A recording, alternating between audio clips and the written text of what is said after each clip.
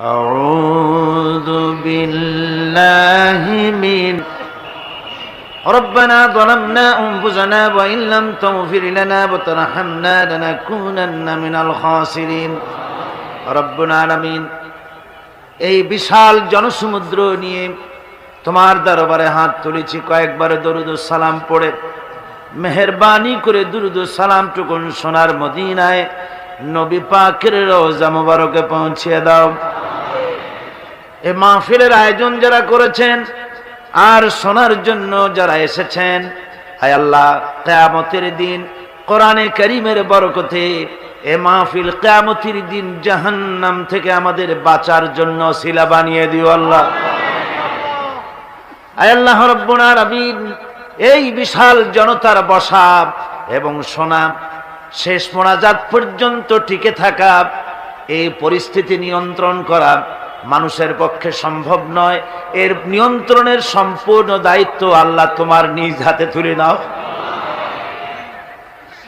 ইয়া রব করম তু अगर करे वो बात दे जुबां को जो दिल पर असर करे रब्बना तकब्बल मिन्ना इन्नका अंतस समीउल अलीम व तुब अलैना इन्नका अंतत तव्वाबुर रहीम सुबहान रब्बिका रब्बिल इज्जति अम्मा यसिफून व सलामुन अलल मुरसलीन अल्हम्दुलिल्लाहि रब्बिल आलामीन। সুপ্রিয় দর্শক, আসসালামু আলাইকুম ওয়া রাহমাতুল্লাহ। যিনি মানুষকে দাওয়াত দিয়েছিলেন ভালোবাসার ভাষায়, তিনিই ছিলেন আমাদের প্রিয় আল্লামা দিলওয়ার হোসেন সাইদী রাহিমাহুল্লাহ। আজ আমি তিনার এমন এক অনুপ্রেরণামূলক ওয়াজ আপনাদের সম্মুখে উপস্থাপনা করব। চলুন শুনে দেখি।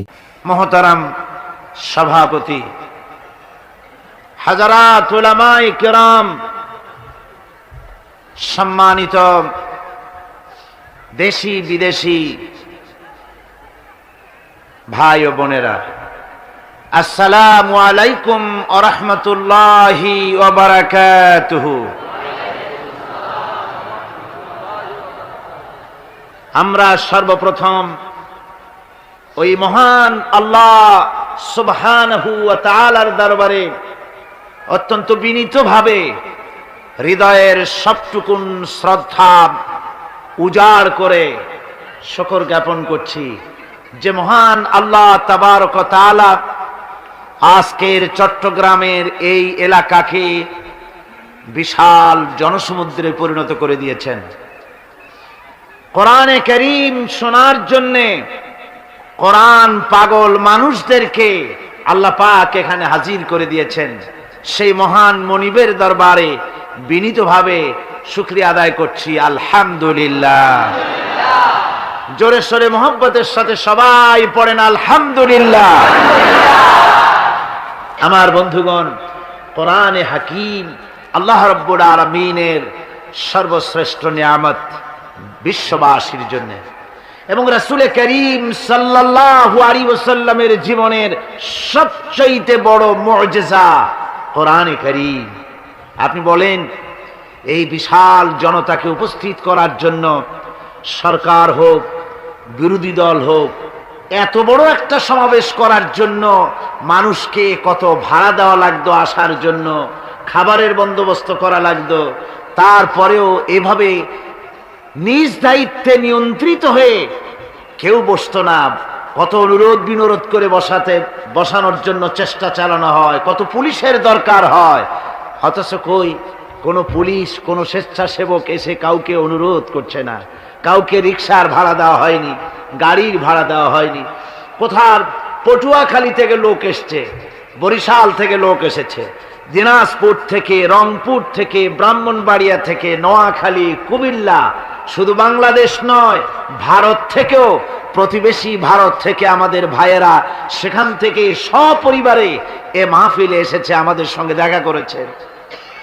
সুতরাং এ মাহফিলের সবচেয়ে বড় আকর্ষণ হচ্ছে কোরআনে কারীম। সবচেয়ে বড় আকর্ষণ কি?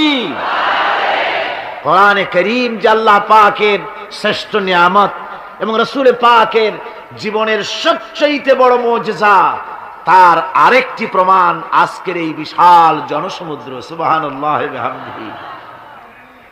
ভাইয়ের আমার, কোরআনে কারীম দুনিয়াবাসীদের জন্য বিপদ এবং মুসিবতের বোঝা নিয়ে আসেনি। কোরআন এসেছে বিশ্ব মানবতাকে মুক্তি দেওয়ার জন্য, পৃথিবীর মানুষের তৈরি করা সব রকমের মতবাদ থেকে, মানুষের নিষ্পেষণ, নিপীড়ন, নির্যাতন থেকে মানুষকে রক্ষা করার জন্য এসেছে কোরআনে হাকিম। আমরা বুঝি নাই, সেই জন্য কোরআনের কাছে গিয়েছি অনেক সময় ভুল করে।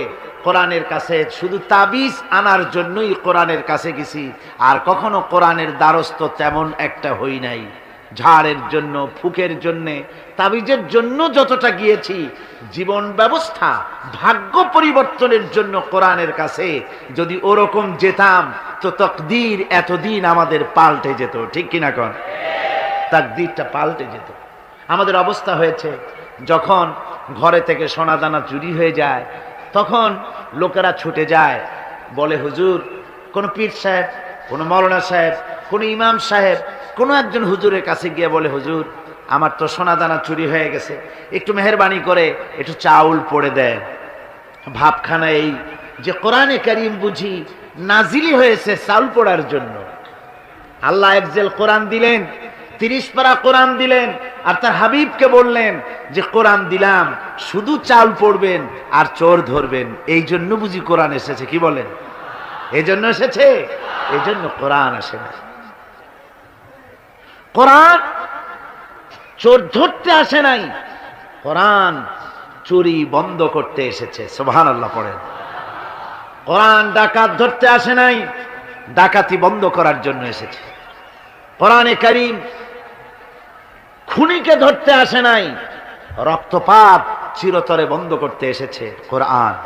সেই কোরআনের হেদায়াত যদি আমরা গ্রহণ করতে পারি, জীবনের সকল ক্ষেত্রে সুখ আসবে, সমৃদ্ধি আসবে, স্বাধীনতার গ্যারান্টি হবে, মানুষ নিরাপত্তাপূর্ণ জীবন ব্যবস্থা লাভ করতে পারবে, শোষণমুক্ত একটি পৃথিবী লাভ করবে মানুষ, যদি কোরআনের হেদায়েত অনুযায়ী যদি মানুষ তার জীবনকে পরিচালনা করে।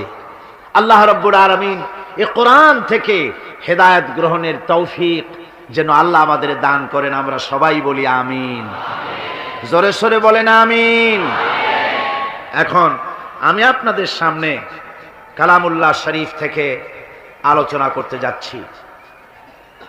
আমি এবছর সূরা সাফ থেকে আলোচনা করেছি। সেই প্রথম দিন, দ্বিতীয়, তৃতীয়, চতুর্থ দিন পর্যন্ত নেফাকের উপরে, খতমে নবুয়তের উপরে, ঈমান বিল্লাহর উপরে, রাসূলের উপরে, রিসালাতের উপরে আমরা গত 4 দিন ধরে আলোচনা করেছি। আজকে যেখান থেকে আলোচনা করব, চলুন সেখান থেকে শুরু করি। বিসমিল্লাহির রহমানির রহিম।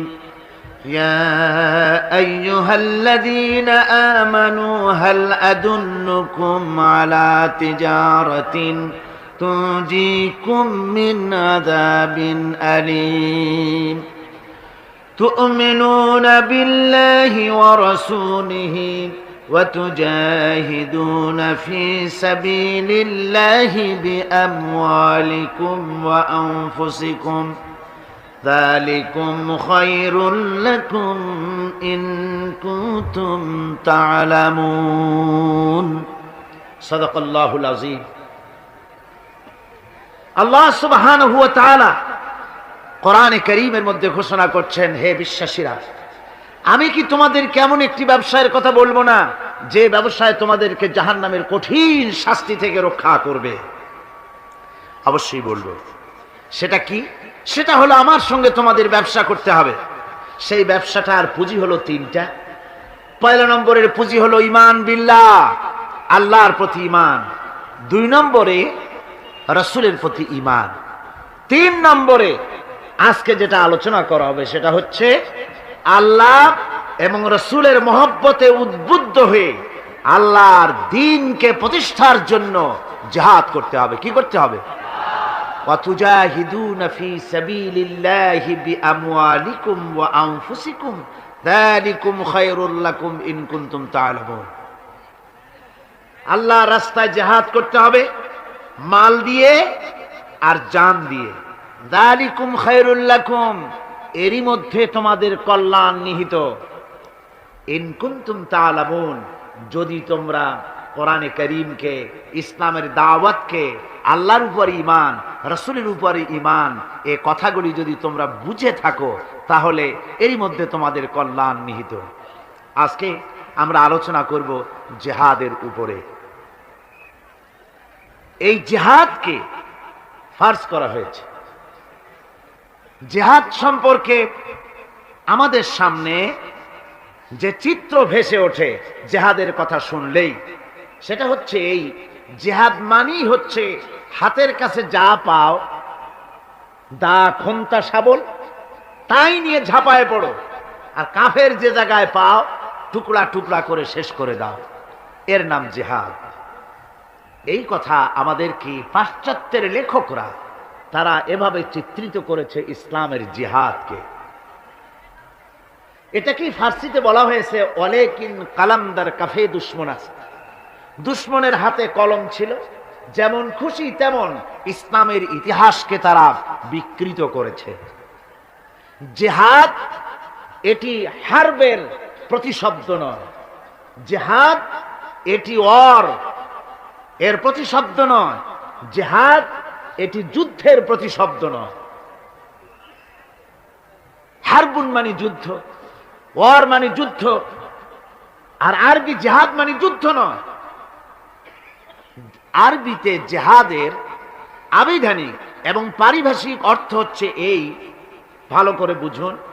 জিহাদ শব্দের আবিধানিক এবং পারিভাষিক অর্থ হচ্ছে এই যে যে কোনো উদ্দেশ্যকে সফলতার শীর্ষে পৌঁছে দেওয়ার জন্যে যে প্রাণান্তকার প্রচেষ্টা চালানো হয়, ওই প্রচেষ্টার আরবি নাম হচ্ছে জিহাদ।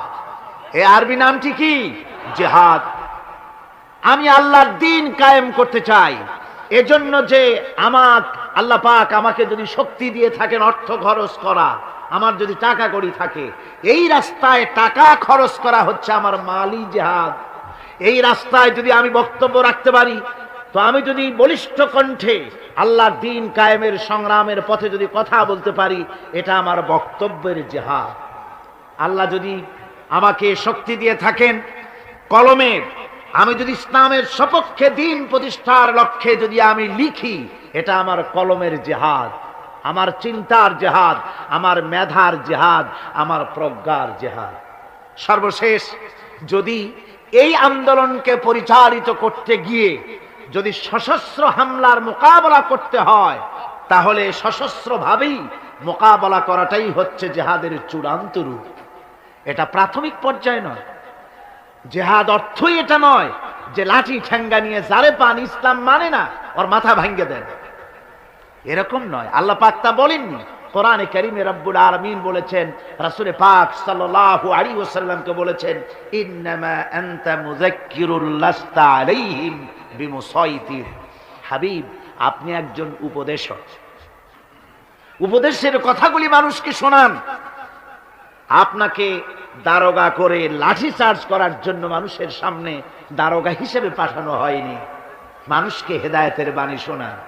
আল্লাহ এই ব্যবস্থা করেননি কোরআনে কারীমে যে আমার কালেমা যারা মানবে না, কোরআন মানবে না, ফেরেশতা দিয়া পিটাও, নবী পাঠায় দিয়া নবীদের দিয়া পিটাও। না, পিটাপিটি মারামারি মূল বক্তব্য নয়। মূল বক্তব্য হচ্ছে আল্লাহর প্রতি ঈমান, রাসূলের প্রতি ঈমান, কিতাবের প্রতি ঈমান, ফেরেশতার প্রতি ঈমান, পরকালের প্রতি ঈমান। এই ঈমানকে প্রতিষ্ঠিত করতে হবে পৃথিবীর বুকে, সেজন্য সংগ্রাম করতে হবে। সেই সংগ্রাম যত প্রকারেরই হোক, সবগুলি জিহাদের অন্তর্ভুক্ত। সবগুলি কি? জিহাদের অন্তর্ভুক্ত। কিন্তু আজকে পৃথিবীর ইহুদি আর খ্রিস্টানেরা যে যুদ্ধ করছে বিভিন্ন জায়গায়, ওই যুদ্ধ হচ্ছে রাষ্ট্র দখলের জন্য, দেশ দখলের জন্য। মুসলমানেরা স্বার্থ সিদ্ধির জন্য, দেশ দখলের জন্য জিহাদ করে না। জিহাদ সম্পর্কে যে ধারণার, কুধারণা এবং মিথ্যা ধারণার সৃষ্টি করা হয়েছে, তার কারণেই যে ওরা জানে না মুসলমান কি। ওরা ইসলামকে মনে করে শুধুমাত্র একটি ধর্ম, আর মুসলমানদেরকে মনে করে একটা জাতি। আমাদেরকে প্রথমে কথা বিশ্বাস করতে হবে, মুসলমান কোনো গতানুগতিকভাবে কোনো জাতির নাম নয়, আর ইসলাম গতানুগতিকভাবে কোনো ধর্মের নাম নয়। ইসলাম তাহলে কি? ইসলামটা যেমন হিন্দু ধর্ম, খ্রিস্টান ধর্ম, ইসলাম কি তেমন একটি ধর্ম না। ইসলাম হচ্ছে as a complete code of life, ইসলাম হচ্ছে মুকাম্মাল নিজামে হায়াত, একটি পরিপূর্ণ জীবন ব্যবস্থার নাম হচ্ছে ইসলাম। আর মুসলমান গতানুগতিকভাবে কোনো জাতির নাম নয়, যেমন হিন্দু, খ্রিস্টান, বৌদ্ধ, ইহুদি, নাসারা, মজুসি যেমন জাতির নাম, মুসলমান তেমন গতানুগতিকভাবে কোনো জাতির নাম নয়। হিন্দু জাতি কাকে বলে? তো বলা হবে 12 মাসে যারা 13 পূজা করে ওরাই হচ্ছে হিন্দু জাতি। খ্রিস্টান কাদের বলে? যারা রবিবার দিন গির্জায় যায় তাদেরকে বলা হয় খ্রিস্টান জাতি। তো ইহুদি কারে বলে? যারা প্রতি শনিবার ইয়াউমুস সাbt যারা গিয়ে তাদের সিনাগোতে গিয়ে হাজির হয় তাদেরকে ইহুদি বলা হয়। এখন আপনি মুসলমানের ব্যাখ্যা কিভাবে করতে পারবেন যে মুসলমান কাকে বলে? জবাব হবে যারা শুক্রবার দিন মসজিদ যায়, নামাজ পড়ে, রোজা রাখে, ওরাই মুসলমান। জবাব ঠিক হলো না? জবাব ঠিক হলো না। ইসলাম হচ্ছে একটি বিপ্লবী মতবাদ, একটি পূর্ণাঙ্গ জীবন ব্যবস্থা। আর এই জীবন ব্যবস্থাকে যারা দুনিয়ার বুকে প্রতিষ্ঠিত করতে চায় সেই রেভলিউশনারি পার্টির নাম হচ্ছে ইসলাম, মুসলমান। সেই দলের নাম কি? মুসলমান। এই মুসলমানেরা পৃথিবীর বুকে তারা যুদ্ধ করে না স্বার্থ হাসিলের জন্য, দেশ দখল করার জন্য তারা যুদ্ধ করে না। তাদের স্ট্রাগল, তাদের সংগ্রাম হচ্ছে আল্লাহর বিধান জমিনের উপরে প্রতিষ্ঠা করা। এই জন্য রাসূল পাক বলেছেন জিহাদ হচ্ছে সর্বোত্তম ইবাদত। সর্বোত্তম ইবাদত কি? রাসূল করিম সাল্লাল্লাহু আলাইহি ওয়াসাল্লাম বলেছেন, আন আবি যার রাদিয়াল্লাহু তাআলা আনহু قال قلت يا رسول الله اي العمل افضل قال ايمان بالله। আমি জিজ্ঞেস করলাম রাসূলকে, হযরতে আবু যর রাদিয়াল্লাহু তাআলা আনহু বলছেন, আমি রাসূলকে জিজ্ঞেস করলাম, হে আল্লাহর রাসূল, সবচেয়ে উৎকৃষ্ট আমল কোনটি? হুজুর বললেন আল্লাহর প্রতি ঈমান, আর তারপরে হচ্ছে ওয়াল জিহাদু ফি সাবিলিল্লাহ, রাওয়াহু মুত্তাফাকুন আলাইহি। হুজুর সাল্লাল্লাহু আলাইহি ওয়াসাল্লাম বলছেন আল্লাহর প্রতি ঈমানের পরে আল্লাহর রাস্তায় জিহাদ করা হচ্ছে সর্বোত্তম ইবাদত।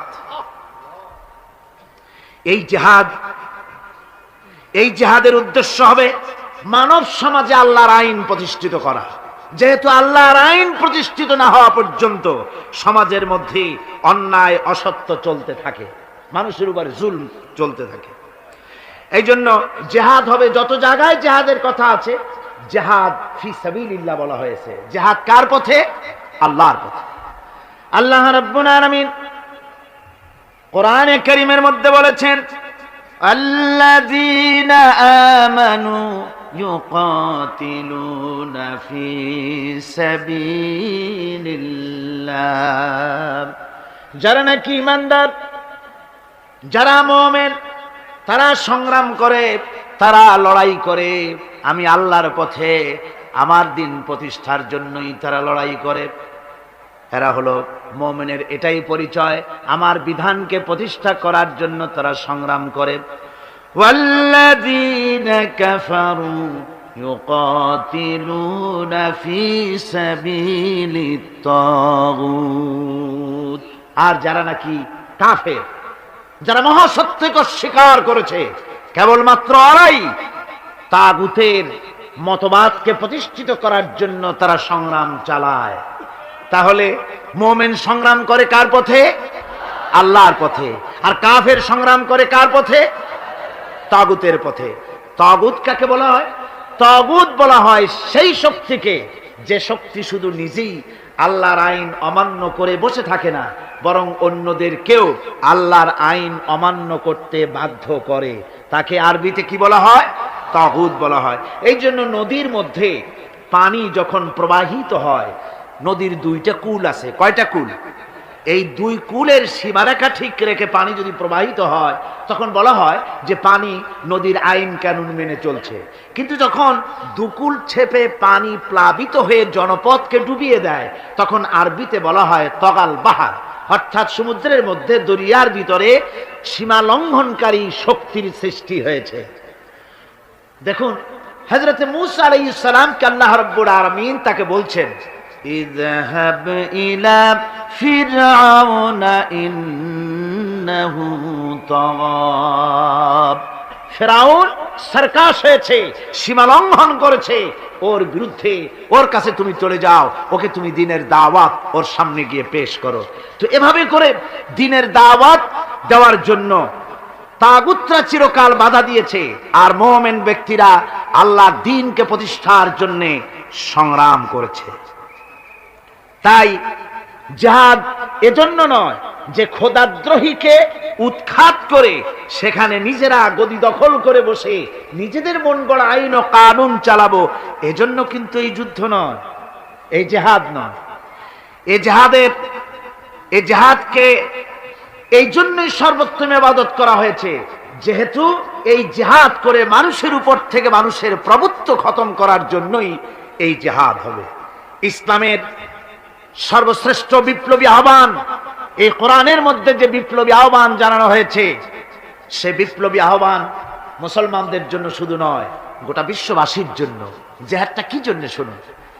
কোরআনে কারিমে রব্বুল আলামিন যে আহ্বান জানিয়েছেন তামাম পৃথিবীর মানুষদেরকে, সে আহ্বান হচ্ছে ইয়া আইয়ুহান নাসু উবুদু রাব্বাকুমুল্লাযী খালাকাকুম ওয়াল্লাযীনা মিন ক্বাবলিকুম লাআল্লাকুম তাত্তাকুন। হে মানব সকল, আনুগত্য করো, উবুদু রাব্বাকুম আয় আতিউ রাব্বাকুম, গোলামি করো, আনুগত্য করো, দাসত্ব করো তোমার রবের, সেই রবের যিনি তোমাদেরকে সৃষ্টি করেছেন, সেই রবের আনুগত্য করো জীবনের সকল ক্ষেত্রে। এটাই কোরআনে কারীমের বিপ্লবী দাওয়াত গোটা পৃথিবীর মানুষের সামনে। আমার গোলামি করো, যেহেতু সৃষ্টি করেছি আমি। কে সৃষ্টি করেছেন মানুষকে? জোরে সোরে চিৎকার দিয়ে বলুন, কে সৃষ্টি করেছেন? আল্লাহ রাব্বুল আলামিন। এই জন্য মানুষের স্বস্তি, মানুষের স্বাধীনতা, মানুষের শান্তি, মানুষের নিরাপত্তা, মানুষের খেয়ে পরে সুখে শান্তিতে বসবাস করার গ্যারান্টি হচ্ছে আল্লাহর গোলামির ভিতরে। আল্লাহর গোলামি যারাই করবে তারাই শান্তি লাভ করবে। কোরআনে কারীমে রব্বুল আলামিন এ কথাটি ভাবে বলেছেন, আফাগায়রা দীনিল্লাহি ইয়াবগুন ওয়ালাহু আসলামা মান ফিস সামাওয়াতি ওয়াল আরদি তাওআন ওয়া কারহা। আমার দেওয়া জীবন ব্যবস্থাকে ছেড়ে দিয়ে তোমরা কি অন্য কোন মতবাদ খোঁজো নাকি? ওয়ালাহু আসলামা মান ফিস সামাওয়াতি ওয়াল আরদ, অথচ আকাশে যা কিছু আছে, জমিনে যা কিছু আছে, সব আমার আইন মানে, তাই সব শান্তিতে আছে। জোরে বলেন সুবহানাল্লাহ। তাওআও ওয়া কারহা, ইচ্ছায় হোক অনিচ্ছায় হোক, আকাশ জমিন অন্তরিক্ষ পাহাড়ের মধ্যে দরিয়ার মধ্যে যেখানে যা কিছু আছে সব আইন মানে কার? আর সেজন্যই শান্তি। এই শান্তি প্রতিষ্ঠার জন্য পৃথিবীর মানুষ বহুত চেষ্টা করেছে, কিন্তু শান্তি অর্জন করতে পারে নাই। পেরেছে? পারে নাই। আমাদের দেশের রেডিও এবং টেলিভিশনে বিভিন্ন ধর্মগ্রন্থ পড়া হয়, তারপরে বলে বিশ্বের সকল সৃষ্টির মঙ্গল হোক, ওং শান্তি, ওং শান্তি। আমি বলেছি, এইভাবে কেউ যদি ওং ওং করতে করতে যদি একেবারে রক্তবমিও করে, তবুও শান্তি প্রতিষ্ঠা হতে পারে না। শান্তি প্রতিষ্ঠার জন্য এই পৃথিবীর বুকে মানুষের চেষ্টার কম নাই। মানুষ এই পৃথিবীতে শান্তি প্রতিষ্ঠার জন্য লিগ অফ নেশনস তৈরি করেছে, ইউনাইটেড নেশনস অর্গানাইজেশন তৈরি করেছে। পৃথিবীর মানুষ সেন্টো, সিয়াটো, ওয়ার্স, সার্ক কত কিছু তৈরি করলো। আপনারা বলেন শান্তিকে প্রতিষ্ঠা করতে পেরেছে? জোরে জবাব দিন, শান্তি প্রতিষ্ঠা করতে পেরেছে? পারে নাই। প্রথম বিশ্বযুদ্ধ হয়ে গেল। এই বিশ্বযুদ্ধের পর নিদারুণ ভাবে মানুষ ক্ষতিগ্রস্ত হলো, পৃথিবীর মানুষ। আর যাতে যুদ্ধ বিগ্রহ না হয় সেজন্য 1920 সনে লিগ অব নেশনস তৈরি হলো। পৃথিবীতে আর যুদ্ধ যাতে না হয় সেই আকাঙ্ক্ষা নিয়ে এটা তৈরি করা হলো। কিন্তু লিগ অব নেশনস কিছুই করতে পারলো না। 1939 সনে শুরু হয়ে গেল সেকেন্ড গ্রেট ওয়ার, দ্বিতীয় বিশ্বযুদ্ধ।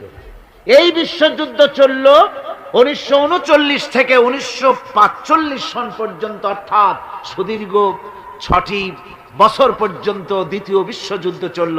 এই যুদ্ধে পৃথিবীর বিরাট ক্ষতি হয়ে গেল, অসংখ্য মানুষ মরল, কত কোটি কোটি মানুষ ক্ষতিগ্রস্ত হলো, বাড়িঘর ধ্বংস হলো, মানুষের নগর সভ্যতা জনপদ বিধ্বস্ত হয়ে গেল। আর যাতে যুদ্ধ বিগ্রহ না হয় সেজন্য পৃথিবীর মানুষেরা তৈরি করলো ইউএনও, ইউনাইটেড নেশনস অর্গানাইজেশন, যাকে বলা হয় জাতিসংঘ। কি বলা হয়? এই জাতিসংঘ প্রতিষ্ঠা হয়েছিল কি জন্য? শান্তি প্রতিষ্ঠার জন্য। আপনারা বলেন জাতিসংঘ কি শান্তি প্রতিষ্ঠা করতে পেরেছে? জোরে বলেন, পেরেছে? পারে নাই। জাতিসংঘ হচ্ছে আজকের পৃথিবীর আমেরিকার একটা হাতের পুতুল। পুতুল নাচ যারা দেখেছেন, পুতুল যেমন মানুষের হাতে সুতা বাঁধা থাকে আর তাই দিয়া পুতুলের নাচায়, জাতিসংঘকে এভাবে আমেরিকা নাচায়। তাই আমরা দেখতে পাই ইসরায়েল যদি জাতিসংঘের কোন আইনকে, উপদেশকে, সাজেশনকে, কোন বিধিবিধানকে লঙ্ঘন করে তাহলে ইসরায়েলের উপর অ্যাকশন নেওয়া হয় না। ইরাক যদি জাতিসংঘের কিছু করলো তাহলেই সমস্ত বিমান নিয়ে আর তার নৌজাহাজ নিয়ে সমানে হামলা শুরু হয়ে যায়। অর্থাৎ আমেরিকা যতটুকুন বলবে ততটুকুনই অগ্রসর হবে, যতটুকুন বলবে না ততটুকুন অগ্রসর হতে পারবে না। আমি দৃষ্টান্ত দিয়ে থাকি জাতিসংঘের এভাবে। জাতিসংঘের দৃষ্টান্তটা এমন যে এক লোক, তার বন্ধুর বাড়িতে আগুন লেগেছিল। তারপর সেই বন্ধু চিৎকার মেলে বলছে, ভাইরা আমার বাড়ি তো আগুন লেগে গেল, ও আমার বন্ধুরা, আমার প্রতিবেশী, তোমরা যারা আছো তোমাদের হাতের কাছে যা আছে তাই নিয়ে আমার বাড়ির আগুন নিভায়ে দাও। বন্ধুর আর্তচিৎকার শুনে চতুর্দিক থেকে লোকেরা ছুটলো। তার এক বন্ধু ছিল, তার ছিল দর্জির দোকান, টেইলার মাস্টার ছিলেন তিনি। তিনি দেখলেন বন্ধুর বাড়িতে আগুন লেগেছে, হাতের কাছে যা আছে তাই নিয়ে যেতে বলেছে। তো আমার পাশে তো কতগুলি কাপড়ের টুকরা ছাড়া কিছুই নাই, এক বস্তা কাপড়ের টুকরা নিয়ে ছুটলো আগুন নিভাবার জন্য। আরেকজনের ছিল রাইস মিল, তার ছিল অনেক তুষ তার মিলে, 2 বস্তা তুষ নিয়ে ছুটলো আগুন নিভাতে। আরেকজনের ছিল পেট্রোল পাম্প, 2-3 পেট্রোল নিয়ে তিনি ছুটলেন। আরেকজনের ছিল শুকনা কাঠের দোকান, 1 ট্রাক শুকনা কাঠ নিয়ে ছুটলেন। আপনারা বলেন বন্ধুরা, এই সব আগুন নিভাবার উপকরণ যা নিয়ে এসছে, এগুলি যদি বন্ধুর বাড়ির আগুনের মধ্যে ঢালে, যাও 2-1খানা খুঁটি তার বাঁচত, তাও কি বাঁচবে? সব শেষ। আজকে জাতিসংঘের অবস্থা তাই হয়েছে। জাতিসংঘ যেখানে, জাতিসংঘের বিল্ডিংটি এখানে, এর কাছেই আমি প্রোগ্রাম করেছি।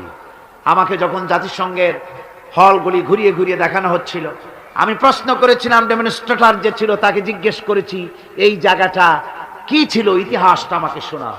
ওরা বলল এই জায়গাটা ছিল কসাইখানা। এইখানে নিউ ইয়র্ক শহরের শুকর, গরু ইত্যাদি জবাহ করা হতো, আর এখান থেকে গোশত, মাংস ডিস্ট্রিবিউট করা হতো।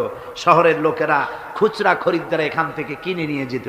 পরবর্তী সময় এটা লোকেরা খরিদ করে নিয়ে এর উপরে জাতিসংঘের এই বিশাল অফিস তৈরি করেছে।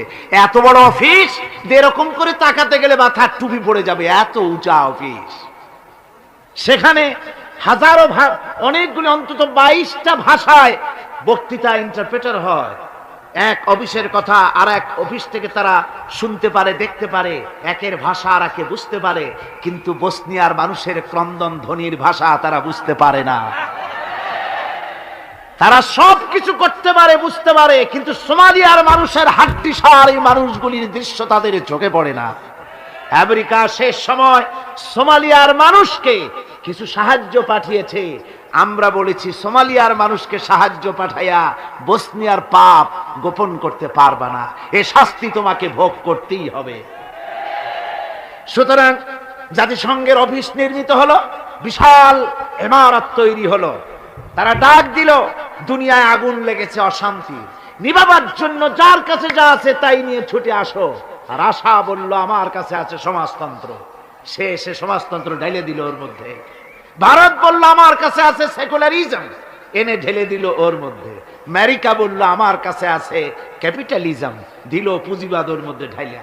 পৃথিবীর এই জ্বলন্ত অশান্তির আগুনের মধ্যে প্রত্যেকেই তাদের ম্যান মেড নিজস্ব মস্তিষ্ক প্রসূত মতবাদগুলি ঢেলে দিয়ে পৃথিবীর অশান্তির আগুনকে শত সহস্র গুণে বর্ধিত করে গোটা দুনিয়াকে জ্বালিয়ে পুড়িয়ে শেষ করে।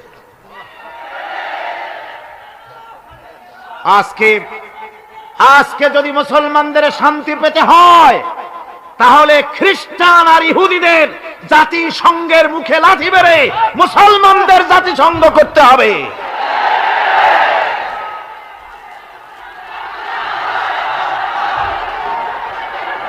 আমার বন্ধুগণ, আজকে দুনিয়ায় শান্তি প্রতিষ্ঠার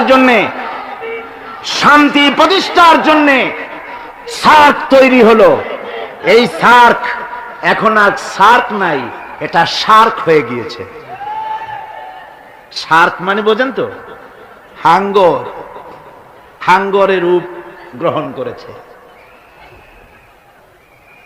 এই 7টি দেশের 7 প্রেসিডেন্ট যখন এক জায়গায় বসতেন, রেডিও টিভিতে পত্র পত্রিকায় ছবি দেখে আমার কোরআনে কারীমের ওই আয়াত মনে পড়তো, তাহসাবুহুম জামিআন ওয়া কুলুবুহুম শাত্তা।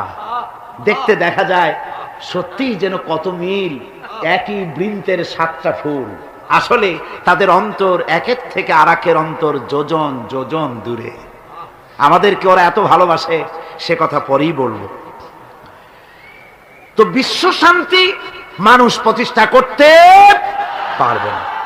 বিশ্ব শান্তি প্রতিষ্ঠার জন্য আল্লাহ রাব্বুল আলামিন স্থায়ী পরিকল্পনা দান করেছেন। রাব্বুল আলামিন বলেছেন, তাআলাউ ইলা কালিমাতিন সাওয়াইন বাইনানা ওয়া বাইনাকুম আল্লা না'বুদা ইল্লাল্লাহ।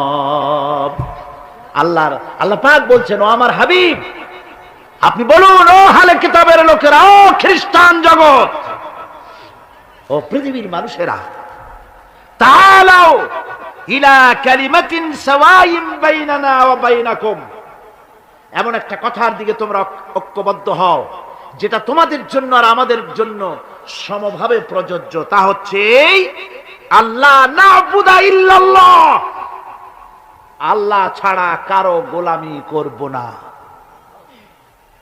আমেরিকার গোলামি নয়, রাশিয়ার গোলামি নয়, ফ্রান্স এবং ব্রিটেনের গোলামি নয়, ভারতের গোলামি নয়। গোলামি হবে আল্লাহ সুবহানাহু ওয়া তাআলা। এরই মধ্যে শান্তি নিহিত। শান্তি কোথায় নিহিত? আল্লাহর গোলামির মধ্যেই, এরই মধ্যেই শান্তি নিহিত। ওয়ালা নুশরিকা বিহি শাইয়া, আর আল্লাহর শক্তির সাথে কোন জিনিসকে আমরা অংশী স্থাপন করব না। আর পরস্পরকে আমরা প্রভু বলে মেনে নেব না আল্লাহ ছাড়া। এটাই হলো শান্তির পরিকল্পনা। 3টা আল্লাহ 3টা পরিকল্পনা দিলেন। কয়টা দিলেন? একই পরিকল্পনার 3টে দিক। এক, আল্লাহর গোলামি, আল্লাহ ছাড়া কারো গোলামি করা যাবে না, আল্লাহর সাথে কাউকে অংশী স্থাপন করা যাবে না। ওয়ালা ইয়াত্তাখিযা বা'দুনা বা'দান আরবাবাম মিন দুনিল্লাহ, আর আল্লাহ ছাড়া কাউকে প্রভু বলে মানা যাবে না। আল্লাহ ছাড়া কাউকে সুপার পাওয়ার বলে আমরা মানি না। সুপার পাওয়ার আকাশে জমিনে একজনই আছেন, তার নাম কি? জোরে বলেন, তার নাম কি? ওই আল্লাহ রাব্বুল আলামিন বলেছেন, ইনিল হুকমু ইল্লা লিল্লাহ। হুকুম, আইন একমাত্র আল্লাহরই চলতে পারে, মানুষের উপরে আর কারণ। আলা লাহুল খালকু ওয়াল আমর, সৃষ্টি যার, আইন চলবে সেই আল্লাহ রাব্বুল আলামিনের। মানুষের এই কথা কেন আমাদের মাথার মধ্যে ঢোকে না? আমাদের মাথার মধ্যে এই কথা আসা দরকার। এই পৃথিবীতে কই একটা গরু তো আর একটার গরুর আইন মানে না। লক্ষ্য করেন, মাঠে ময়দানে যে বড় বড় গরু আছে, যে গরুটার শিং মোটা, স্বাস্থ্য মোটা, সেই গরু সে বলে নাকি যে এর মধ্যে দুর্বল যত গরু আছে কেউ নড়তে পারবে না, আমার হুকুম মেনে চলতে হবে। আর সমস্ত ছোট গরুরা বয়স ছোটে জড়সড় হইয়া ঘাস খাওয়া বাদ দিয়া মাঠের এক কোনায় গিয়ে দাঁড়ায় রয়েছে, এরকম দেখা গেছে কখনো? একটা গরু আর একটা গরুর আইন মানে না, একটা গাধার একটা গাধার আইন মানে না, একটা ব্যাঙ ছোট্ট প্রাণী, সেই ব্যাঙ আর একটা ব্যাঙের আইন মানে না। ভাদ্র মাসে শ্রাবণ মাসে যখন বৃষ্টি পড়ে তখন বড় ব্যাঙটা সে বলে না যে ছোট ব্যাঙেরা একটা টু শব্দ করতে পারবি না, যত গ্যাং ওর গ্যাং আমিই করব। আর সব ব্যাঙেরা বয়স চড়ে চুপ হয়ে গেছে, এরকম হয়েছে কখনো? মুসলমান ভাইয়েরা, একটা গাধা একটা গাধার আইন মানে না, একটা কুত্তা একটা কুত্তার আইন মানে না, একটা ব্যাঙ একটা ব্যাঙের আইন মানি না। তুমি মানুষ হয়ে আর একটা মানুষের তৈরি করা আইনের সামনে কি করে মাথা নত করো? এটা শিরকুন আযীম।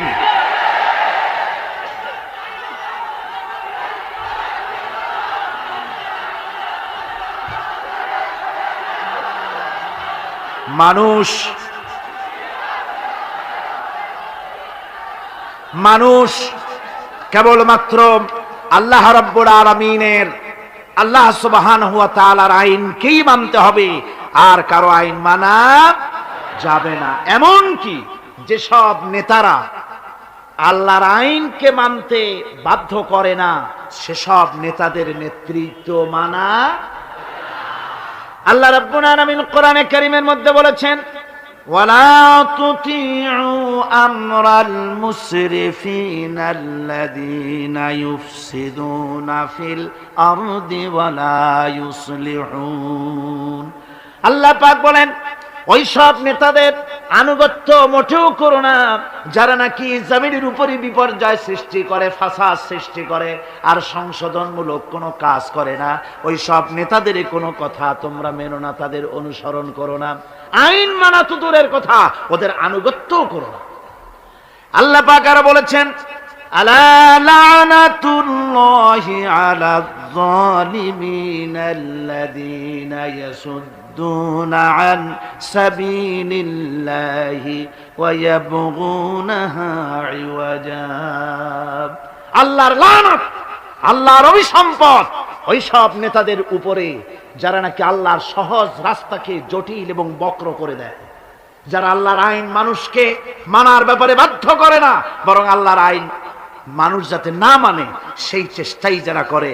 আল্লাহর রাস্তায় ওয়াসুদ্দুন আন সাবিলিল্লাহ, আল্লাহর রাস্তায় যারা ইসলামী আন্দোলনের সামনে, আল্লাহর দ্বীনের সামনে যারা প্রতিবন্ধকতার সৃষ্টি করে, আল্লাহ বলেন তাদের উপরে আল্লাহর লানত, তাদের উপরে আল্লাহর কি লানত।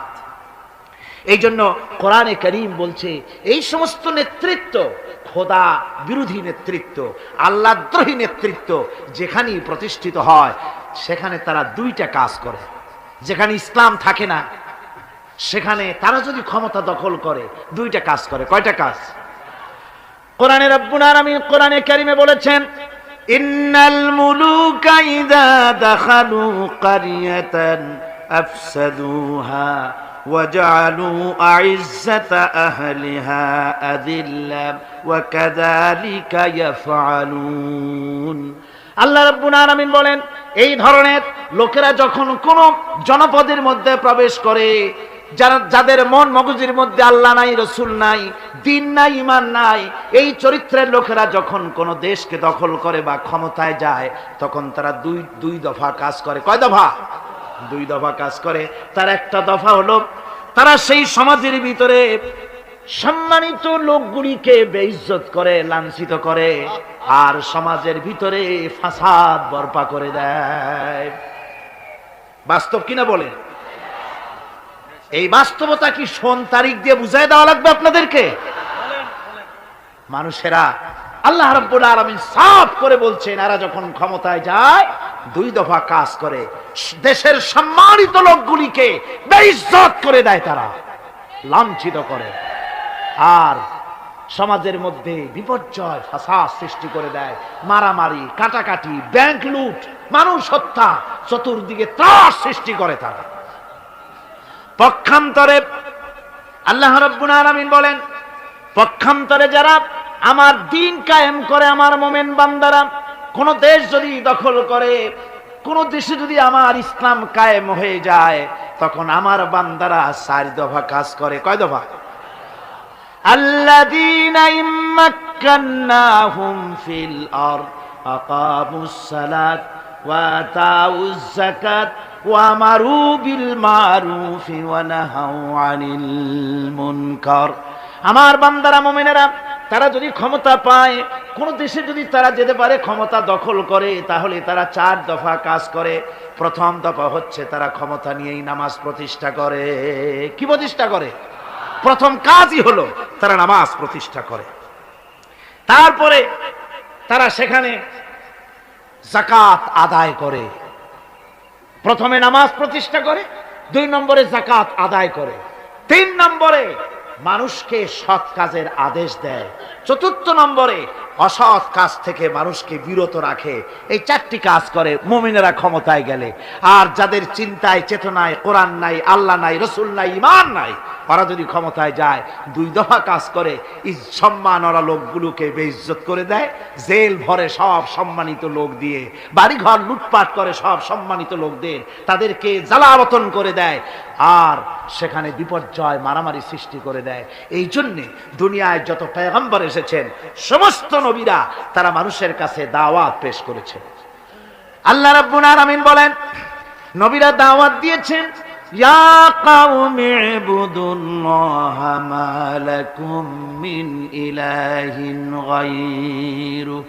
আল্লাহ রাব্বুল আলামিন বলেন, নবীরা যখন দুনিয়ায় যে নবী এসেছেন, মানুষকে দাওয়াত দিয়েছেন, ইয়া কওমি, হে আমার জাতি, হে আমার সম্প্রদায়, এক আল্লাহর গোলামি করো, তিনি ছাড়া তোমাদের কোনো প্রভু নাই, আইন দাতা নাই, বিধান দাতা নাই, তার আনুগত্য করো জীবনের সকল ক্ষেত্রে। কোরআনে কারীমে মুসলমানদেরকে বলা হয়েছে হিজবুল্লাহ। মুসলমানদেরকে কি বলা হয়েছে? হিজবুল্লাহ। হিজবুল্লাহ মানে কি? আল্লাহর সৈনিক। এই আল্লাহর সৈনিকদের, তাদেরকে আল্লাহ পাক এই পৃথিবীতে তাদের অস্তিত্ব প্রতিষ্ঠিত করেছেন। কি কারণে? তার কারণ হচ্ছে রব্বুল আলামিন বলেছেন, কুনতুম খায়রা উম্মাতিন উখরিজাত লিন-নাসি তা'মুরুনা বিল মা'রুফি ওয়া তানহাউনা আনিল মুনকার। কুনতুম খায়রা উম্মাতিন, তোমরাই শ্রেষ্ঠতম জাতি, শ্রেষ্ঠতম দল, মানুষের কল্যাণের জন্য তোমাদেরকে পৃথিবীতে প্রেরণ করা হয়েছে। কাজ কি? তা'মুরুনা বিল মারুফ, মানুষকে ভালো কাজের জন্য উৎসাহিত করো, ভালো কাজের আদেশ দাও। ওয়া তানহাউনা আনিল মুনকার, আর সমস্ত খারাপ কাজ থেকে মানুষকে ফিরায় রাখো। সুতরাং এই পৃথিবী থেকে জুলম, শোষণ, অশান্তি, বিপর্যয়, দুঃখ, তারপরে যুদ্ধ, বিগ্রহ, সবকিছুর বিরুদ্ধে মুসলমানদেরকে ঐক্যবদ্ধভাবে লড়াইয়ের ময়দানে আসতে হবে। কোরআনে কারীমে রব্বুল আলামিন এই কথা এভাবে বলেছেন, ওয়াকাতিলুহুম হাত্তা লা তাকুনা ফিতনাতুন ওয়া ইয়াকুনাদ দীনু কুল্লুহু লিল্লাহ।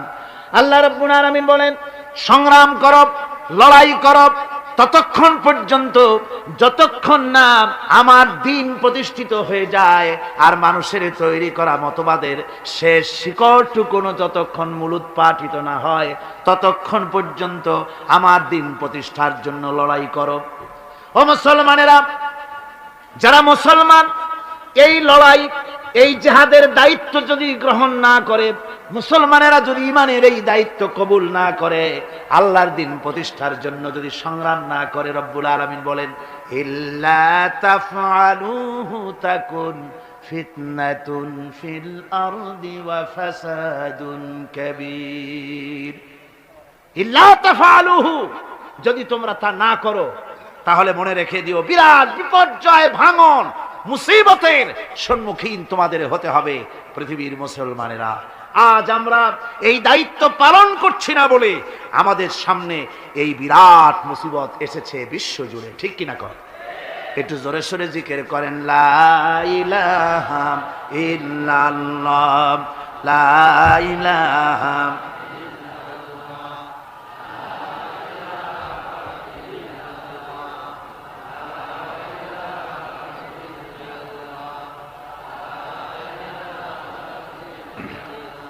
লা ইলাহা ইল্লাল্লাহ মুহাম্মাদুর রাসূলুল্লাহ।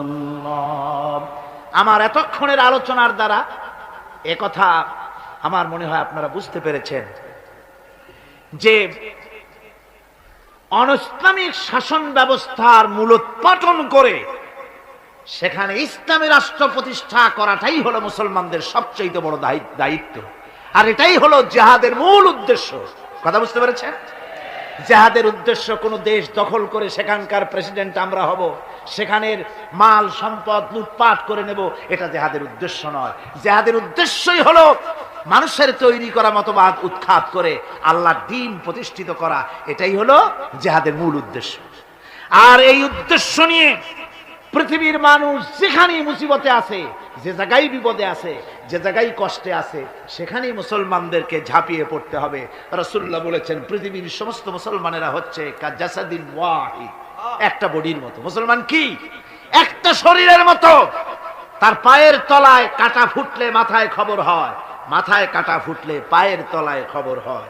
কিন্তু পায়ের তলায় কাঁটা ফুটলে যদি মাথায় টেন না পায়, মাথার চুল ধরে টানলে যদি পায়ের টেন না পায়, তাহলে কি হয়েছে লোকটি? জি, প্যারালাইসিস হয়ে গেছে, পক্ষাঘাত হয়ে গেছে। আমার মুসলমান ভাইয়েরা, বসনিয়ার মুসলমানদেরকে মারা হচ্ছে, বসনিয়ার নারীদেরকে ধর্ষণ করা হচ্ছে, কচি কচি মাসুম বেগুনা বাচ্চাদেরকে জবাই করা হচ্ছে। ওই খবর শুনে যদি আমার কলিজা না কান্দে, কাশ্মীরের মুসলমানদের মসজিদের ভেতরে ভারতের কাফির সৈন্যরা গুলি করে পাখির মতো মুসল্লি, নামাজরত মুসল্লি গুলিকে পাখির মতো শিকার করে দিতেছে, দুনিয়া থেকে বিদায় করে দিতেছে। এ খবর শোনার পর মুসলমানদের কলিজায় যদি আগুন না লাগে, তাহলে মনে করতে হবে ইমানে প্যারালাইসিস হয়ে গেছে, ইমানটাই প্যারালাইসিস হয়ে গেছে।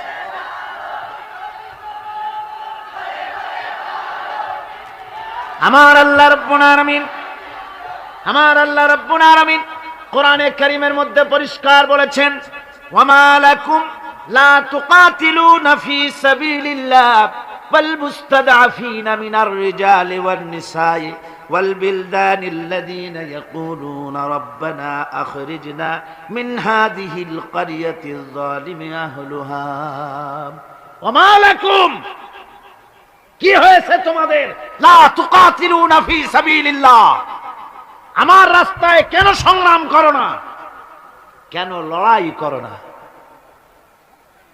ওয়াল মুস্তাদআফিন মিনার রিজাল, যেখানে নিপীড়িত, নিগৃহীত, আবাল বৃদ্ধ বনিতা, পুরুষ নারী, কচি কচি শিশু নির্যাতনে অতিষ্ঠ হয়ে আমার দরবারে ফরিয়াদ করে বলছে, আয় আল্লাহ, এই জালিমের জনপদ থেকে আমাদেরকে মুক্ত করো।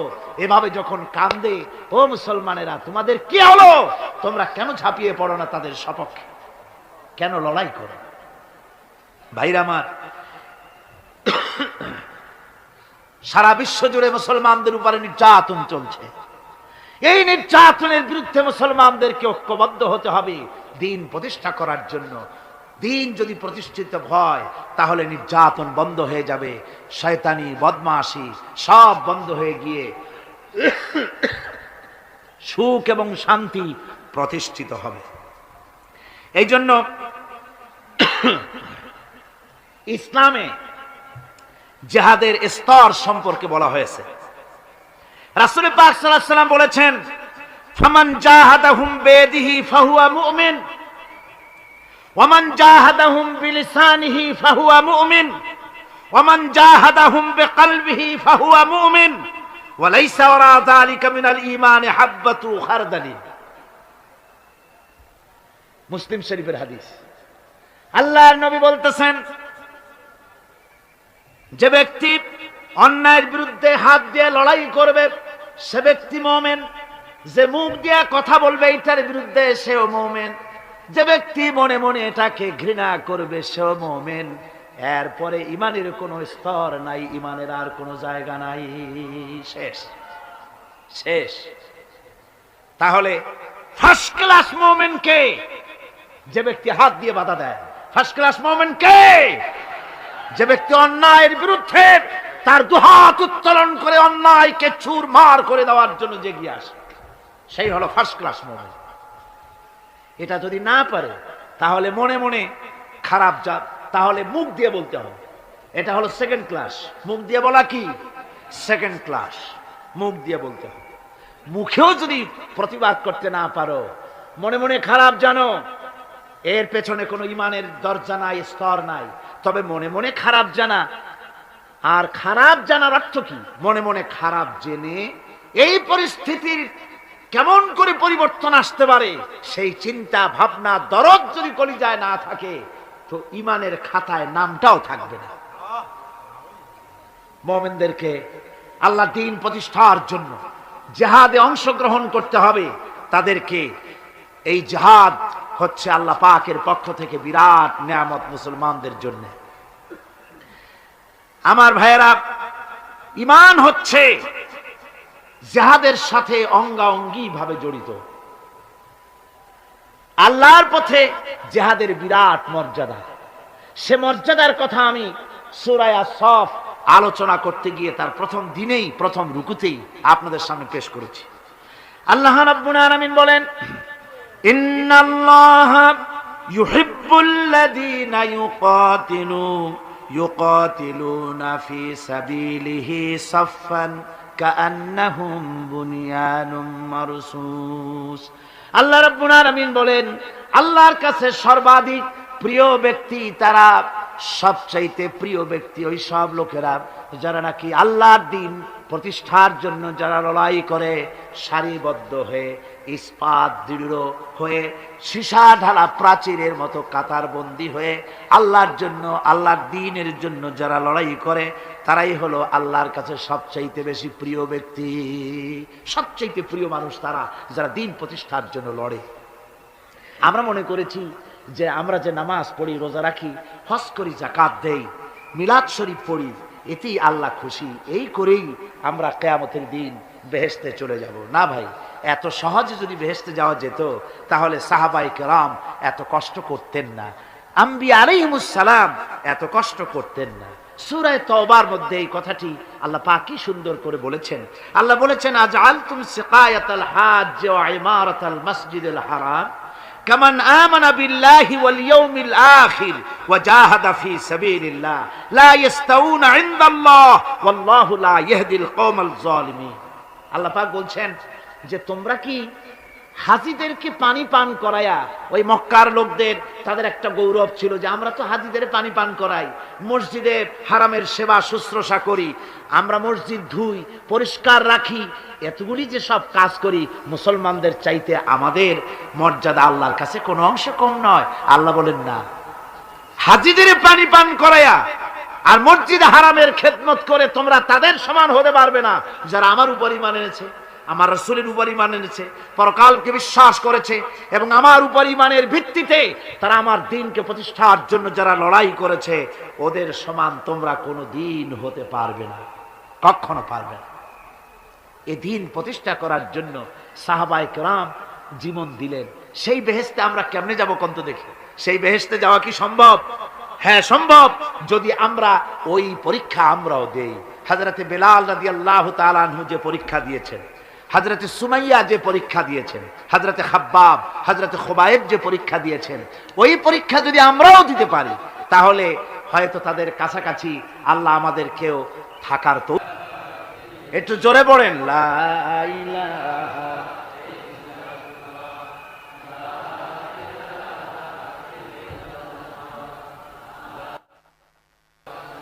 লা ইলাহা ইল্লাল্লাহু মুহাম্মাদুর রাসূলুল্লাহ।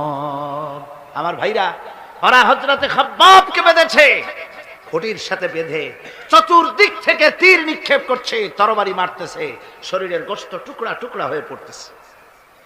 তুহান্নার ওয়া আইনুন বাকাত মিন খাশিয়াতিল্লাহ ওয়া আইনুন বাতাত তাহরিসু ফি সাবিলিল্লাহ, রাওয়াহু তিরমিজি।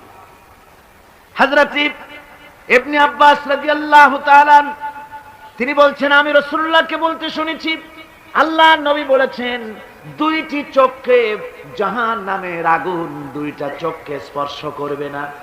একটা চোখ হচ্ছে গভীর রাত্রে যারা আল্লাহর ভয়তে জাহান্নামের ভয়তে যারা কান্দে, জাহান্নামের আগুন ওই চক্ষুকে স্পর্শ করবে না। আর যারা দিন প্রতিষ্ঠার জন্য, আল্লাহর দিন কায়েমের জন্য ময়দানে যারা লড়াই করে, রাতের বেলায় পাহারা দেয়, ওই পাহারারত চোখের মধ্যে জাহান্নামের আগুন ওই চোখে স্পর্শ করবে না।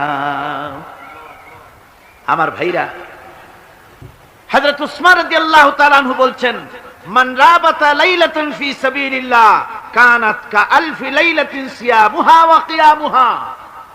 হাজার রাত ধরে রোজা রাখলে, হাজার রাত ধরে ইবাদত করলে, আর হাজার দিন ধরে রোজা রাখলে যে সওয়াব হবে, একটা ঘন্টা একটা রাত যদি কেউ পাহারা দেয় আল্লাহর দ্বীনকে প্রতিষ্ঠার জন্য, আল্লাহর দ্বীনের কোন ইসলামী রাষ্ট্রের প্রহরায় যদি কেউ যদি থাকে, একটা রাতে পাহারা দিয়ে যে সওয়াব হবে, হাজার হাজার বছর ধরে নামাজ রোজা করে ওই সওয়াব পাওয়া যাবে না। সুবহানাল্লাহ। অর্থাৎ হাজার বছর ধরে নামাজ রোজা করার মতোই সওয়াব পাহারা দেওয়া আল্লাহর দ্বীনের ইসলামের রাষ্ট্রকে।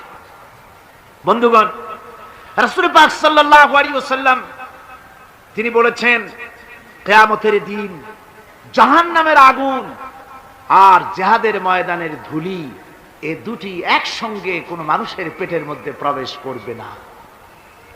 রাসূল পাক সাল্লাল্লাহু আলাইহি ওয়াসাল্লামের একটি হাদিস যা মিশকাত শরীফের মধ্যে বর্ণিত আছে।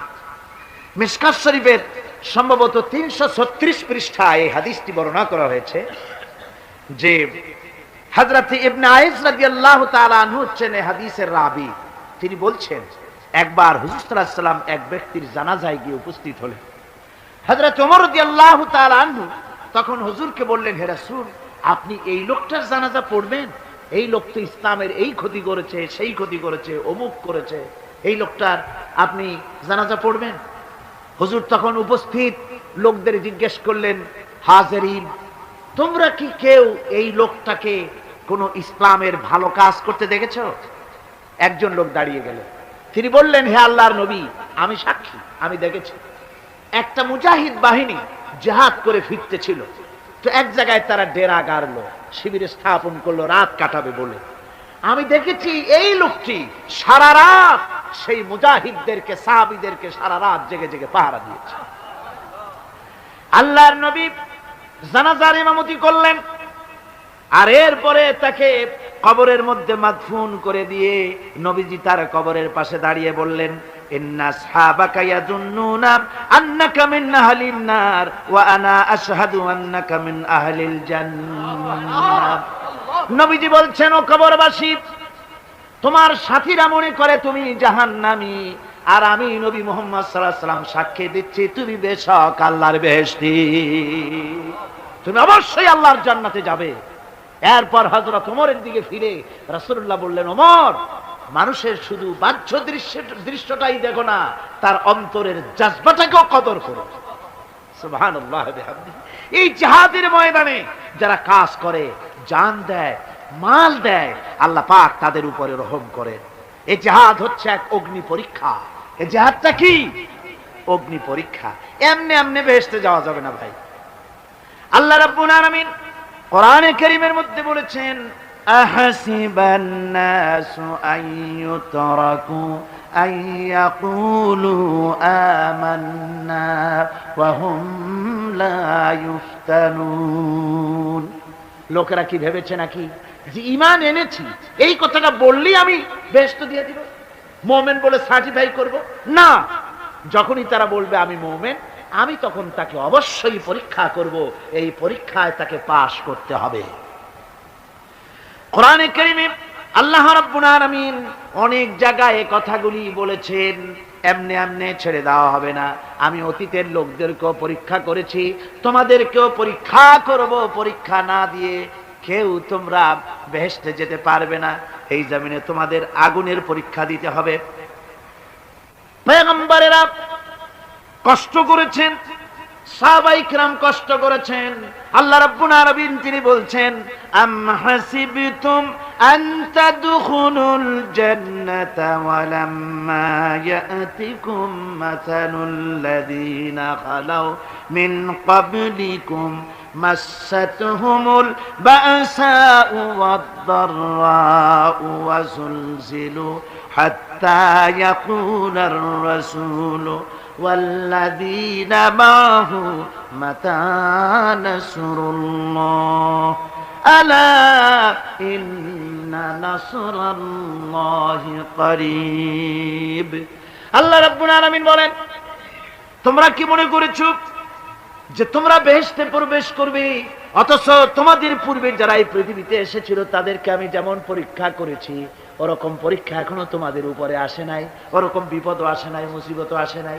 এমন বিপদ এসেছিল নবীদের উপরে, সাহাবায়ে কিরামদের উপরে, যে বিপদে মানুষ জর্জরিত হয়ে গিয়ে নবী এবং তার সাথী সঙ্গীরা এ কথা তারা মুখ থেকে বেরিয়ে গেছে, মাতা নাসরুল্লাহ, আয় আল্লাহ তোমার মদত কখন আসবে, তোমার মদত কখন আসবে, মার খেতে খেতে তো শেষ হয়ে গেলাম।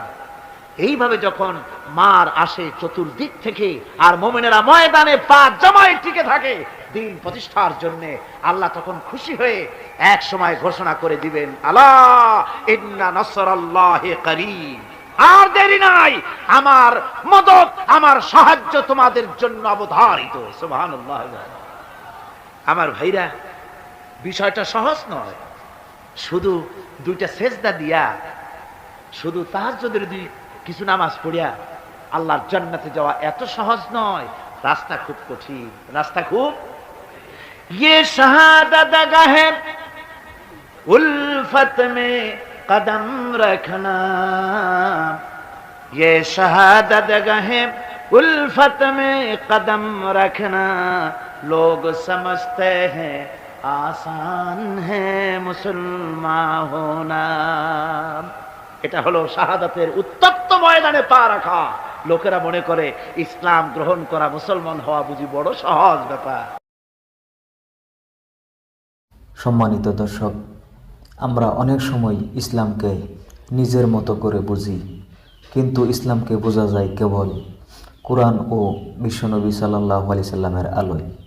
যে জাতি একদিন পৃথিবীতে নেতৃত্ব দিত, আজ সেই জাতি পরাধীন, কারণ আমরা ইসলামকে জীবন থেকে দূরে সরিয়ে দিয়েছি। আমরা নাম রেখেছি মুসলমান, কিন্তু আচরণ, চিন্তা আর ব্যবহারে ইসলামকে ভুলে গেছি। মনে রেখো, যে জাতি ইসলামকে বুঝে আল্লাহ তাআলা সেই জাতিকে সম্মান করে, আর যে জাতি ইসলামকে উপেক্ষা করে আল্লাহ তাআলা তার থেকে সম্মান কেড়ে নেয়। চলো আজ থেকেই শুরু হোক জীবনের এক নতুন যাত্রা, কোরআনের দিকে, হাদিসের দিকে, সত্যিকারের ইসলামের দিকে। এই ওয়াজটি যদি তোমার ভালো লেগে থাকে তবে ভিডিওটি শেয়ার করো, আর এমন আরও ভিডিও পেতে আমাদের চ্যানেল জান্নাতের পথ সাবস্ক্রাইব করে রাখো। আসসালামু আলাইকুম ওয়া রাহমাতুল্লাহ।